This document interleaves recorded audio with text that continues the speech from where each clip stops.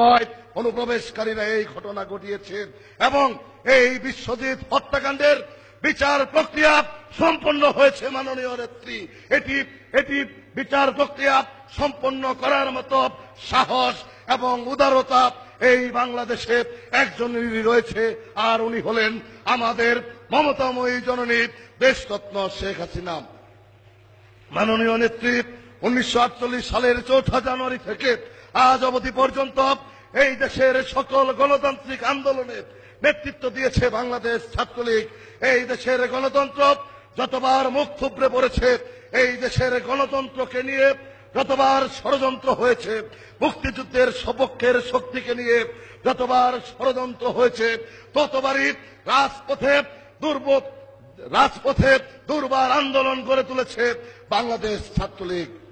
সংগ্রামী সাথী বন্ধুরা আমার, পিতা মুজিব জীবিত অবস্থায় পিতা মুজিবের ব্যানগার্ড হিসেবে পিতা মুজিবের চলার পথ প্রশস্ত রাখত বাংলাদেশ ছাত্রলীগ। পিতা মুজিবের অবর্তমানে পিতা মুজিবের কাজ সমাপ্ত করার লক্ষ্যে আপনার যে নিরলস পরিশ্রম, আপনার চলার পথ বাংলাদেশ ছাত্রলীগের সাবেক এবং বর্তমান নেতৃবৃন্দরা মসৃণ রাখার চেষ্টায় আমরা সব সময় লিপ্ত থেকেছি। কিন্তু মাননীয় নেত্রী, বাংলাদেশ ছাত্রলীগের একমাত্র অভিভাবক হচ্ছেন আপনি। বাংলাদেশ ছাত্রলীগকে একমাত্র আপনিই দেখভাল করে থাকেন, আমাদের কেউ নেই। মাননীয় নেত্রী, এটি শুধু কেন্দ্র নয়, এটি একটি জ্বালারও চিত্র। মাননীয় নেত্রী, ছাত্রলীগ অনেক নির্যাতনের শিকার, বিশদ বিবরণে যাব না। মাননীয় নেত্রী, আমরা কিছু কলম সন্ত্রাসেরও শিকার। মাননীয় নেত্রী, আমাদের কোনো দুঃখ নেই। মাননীয় নেত্রী, আমরা জানি বাংলাদেশ ছাত্রলীগকে ওই কলম সন্ত্রাসের মাধ্যমে বিতর্কিত করতে পারলেই আপনাকে মানসিকভাবে দুর্বল করা সম্ভব, আর আপনাকে মানসিকভাবে দুর্বল করতে পারলেই ওই স্বাধীনতা বিরোধীদের লক্ষ্য এবং উদ্দেশ্য এই বাংলাদেশে বাস্তবায়ন করা সম্ভব। মাননীয় নেত্রী, আমরা শতভাগ সফল হইনি।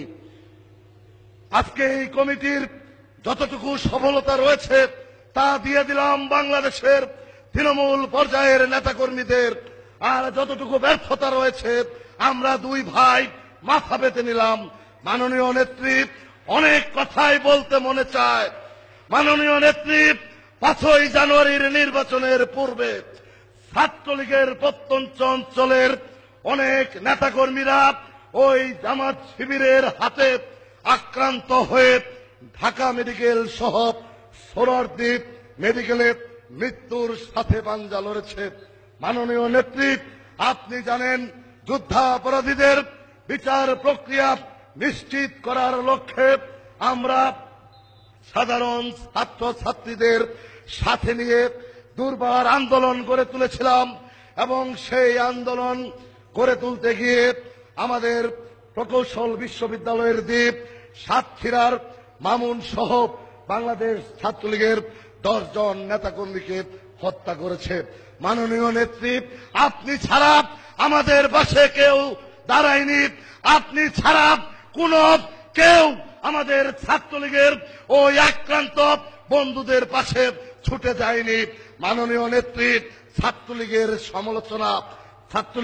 সমালোচনা করার অধিকার সবার রয়েছে।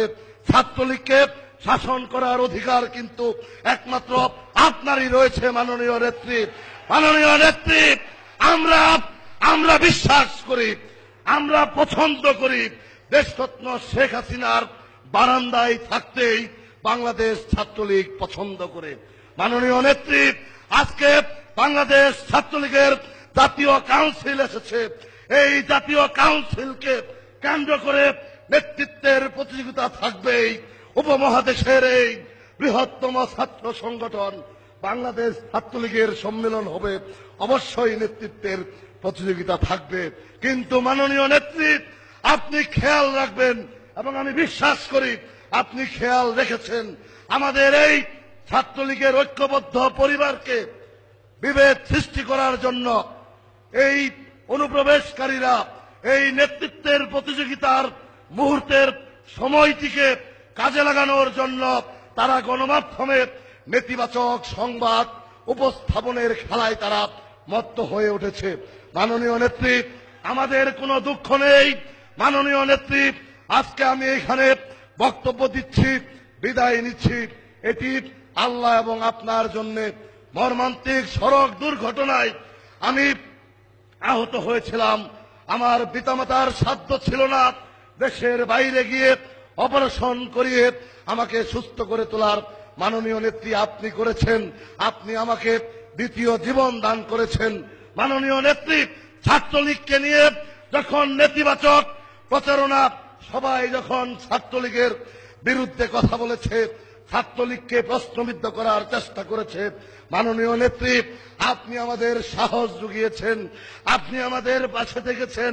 মাননীয় নেত্রী, আপনার কারণেই আজকে সুন্দরভাবে, সফলভাবে আমরা দায়িত্ব হস্তান্তর করতে পারছি। এর চাইতে আনন্দের এবং এর চাইতে সফলতার আর কোনো কিছু মানুষের জীবনে থাকতে পারে না। মাননীয় নেত্রী, আজকের সম্মেলনে আপনি গুরুত্বপূর্ণ বক্তব্য রাখবেন। আমরা এই 4 বছর চলার পথে আপনার সাথে যদি কোনো ভুল করে থাকি, আল্লাহর ওয়াস্তে মাননীয় নেত্রী, আপনি আমাদেরকে ক্ষমা করে দিবেন। পরিশেষে টেকনাফ থেকে তেতুলিয়া, রূপসা থেকে পাথরিয়া ছাত্রলীগের লক্ষ লক্ষ তৃণমূল পর্যায়ের নেতাকর্মীদের সাথে দায়িত্ব পালন করতে গিয়ে অনেক সময় বাজে ব্যবহার করেছি, কটূক্তি করেছি, ধমক দিয়ে কথা বলেছি। আমি আমার ব্যক্তিগত কোনো স্বার্থে আপনাদের সাথে কখনোই খারাপ ব্যবহার করিনি। সংগঠনকে গতিশীল করার জন্য এবং সুশৃঙ্খল রাখার জন্যই আপনাদের সাথে হয়তোবা ভুল বুঝাবুঝির হয়েছে।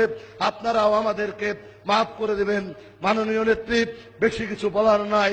ছাত্রলীগ ইয়াতিমদের ছাত্র সংগঠন। মাননীয় নেত্রী, ছাত্রলীগ পলিটিক্যালি ইয়াতিম। মাননীয় নেত্রী, ছাত্রলীগের সারা বছর কেউ কোনো খোঁজ রাখে না। মাননীয় নেত্রী, আপনি ছাড়া কেউ কোনো খোঁজ রাখে না। যখন নেতৃত্বের প্রতিযোগিতা শুরু হয়, তখন সবাই বিতর্কিত ভূমিকায় অবতীর্ণ হয়ে ছাত্রলীগের নেতৃত্ব প্রতিযোগিতা সম্পন্ন হওয়ার পর আবার তারা দুধের মাছির মতো লেজ গুটিয়ে পালিয়ে যাবে। মাননীয় নেত্রী, গত সম্মেলনে বাংলাদেশ আওয়ামী লীগের সাধারণ সম্পাদক বক্তব্য রেখেছিলেন। তার বক্তব্য আমার স্পষ্ট মনে আছে। আমি সেই সময় সহ সম্পাদক ছিলাম, আর আজ সাধারণ সম্পাদক। আশরাফ ভাইয়ের বক্তব্যে, সম্পূর্ণ বক্তব্যের পর তিনি একটি কথা বলেছিলেন, আমি সেটা মনে রেখেছি এবং সারা জীবন মনে রাখব। তিনি বলেছিলেন, তার শেষ কথা, ছাত্রলীগের অনেক প্রশংসা করেছিলেন, 111 ছাত্রলীগের অবদানের কথা বলেছিলেন, বিশেষ করে ঢাকা বিশ্ববিদ্যালয়ের কথা বলেছিলেন। তিনি একটি বাক্য শেষে বলেছিলেন, তিনি শেষে একটি বাক্য বলেছিলেন, ছাত্রলীগ থেকে যেমন বীর সেনানীর জন্ম হয়, তেমনি আবার বিশ্বাসঘাতকেরও জন্ম হয়। মাননীয় নেত্রী, জীবনে আর কোনো কিছু চাই না। অনেক দিয়েছেন। আপনার ছাত্রলীগের নেতাকর্মীরা দুহাত ঢেলে প্রাণ থেকে উজাড় করে আমাদেরকে ভালোবেসেছে। আশরাফ ভাইয়ের কথাটি সেই সম্মেলনে শোনার পরেই, তখনও আমি কোনো প্রার্থী ছিলাম না, আমি মনে মনে প্রতিজ্ঞা করেছিলাম, আল্লাহ, আমি যদি এই সংগঠনের সাধারণ সম্পাদক হতে পারি, আশরাফ ভাইয়ের প্রথম কথাটুকুই যেন সত্য হয়।